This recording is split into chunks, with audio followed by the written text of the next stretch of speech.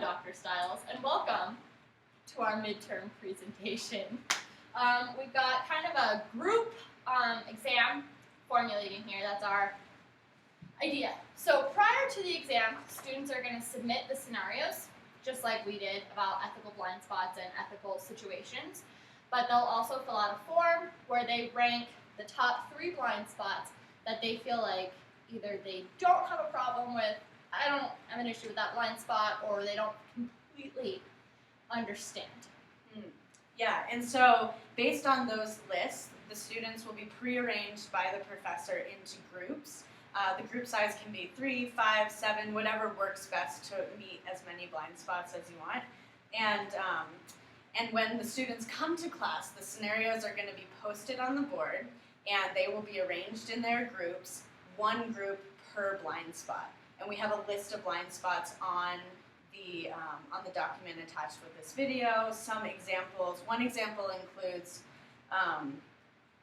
slippery slope, and we split that up into individual and collective slippery slope, which we'll explain real quick. The collective slippery slope would be like shopping carts in a shopping center.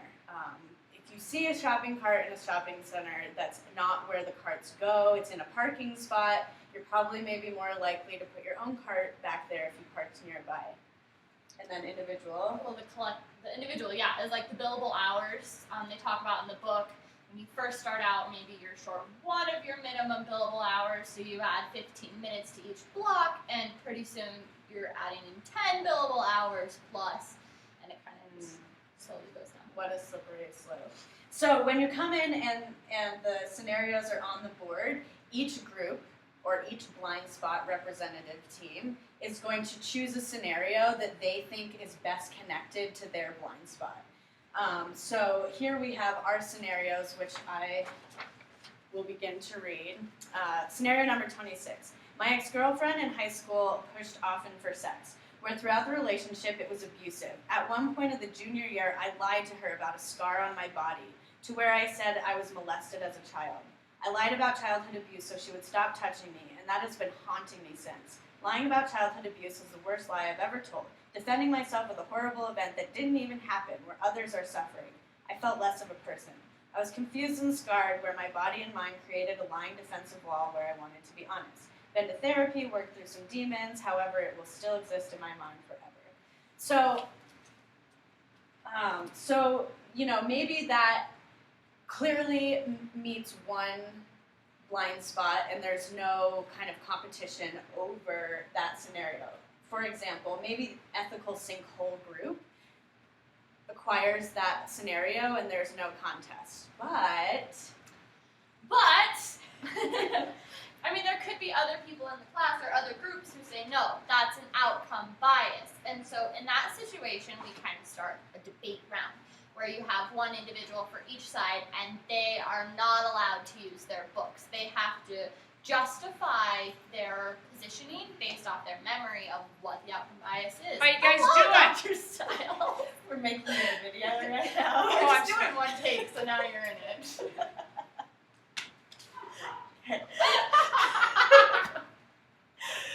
So they have to justify what the outcome bias is and how that applies to the situation. It comes down to a class vote after we feel like the debate has been done. Everybody in the class, everybody else is allowed to use their book. So they can shout out like, well, here it says this, and that applies to this. And pull on evidence.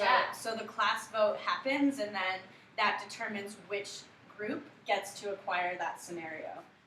So the other scenario we have on the board here, I'll hand this to you. Oh, I can read. How exciting. Taking the final of Calculus 3, and if I didn't get an A on the test, I would fail the class. Action, cheated on the test to assure an A. Consequences, did not get caught, passed the test. Why I failed. Didn't learn as much as I could from the course, and will hurt me down the road when applying what I supposedly learned. So we saw that as a want versus should decision-making blind spot, but again, that one could also be outcome bias. And so there's room for debate with almost all of them, and I think that really pulls in the creative thinking and the critical process that trying to separate what's really happening. Love a good debate.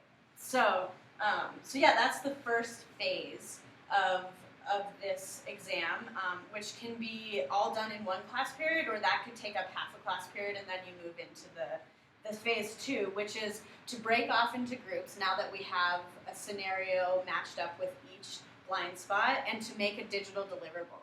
Each person on the team needs to contribute a component of the deliverable, and that component can look like a drawing that someone takes a photo of and then uploads, or it can be a flow chart, created with software, or it could be an essay. This really meets different learning styles and allows each student to demonstrate an understanding in their own way. But the final digital deliverable needs to be cohesive as a group and needs to be uploaded. So yeah, do you have anything to add there? I think that really also brings in the collaboration and innovative thinking that we work on a lot towards applying this knowledge of blind spots, and that's really valuable. So phase 3 is optional, and it's more of like a reflection. It can be a peer review of like maybe somebody didn't participate in your team as much, or it can be like a reflection paper. Here's what I learned, here's how I applied it. Or one idea that we had was to use the phase 3 as part of the final, where the entire class goes back and looks at all of the deliverables that everybody did and try to create one cohesive class document to really synthesize all the information together. Yeah, and to be a really good deliverable, tangible deliverable that comes out of this exam experience that could be, shared with team members throughout the BI, or it can just be something that the class has access to later to reflect upon this really valuable knowledge. And that's it. Yeah, we think it would be a really fun exam. Yeah, we want to do it. Everybody involved. We want to do it. Let's do it next semester.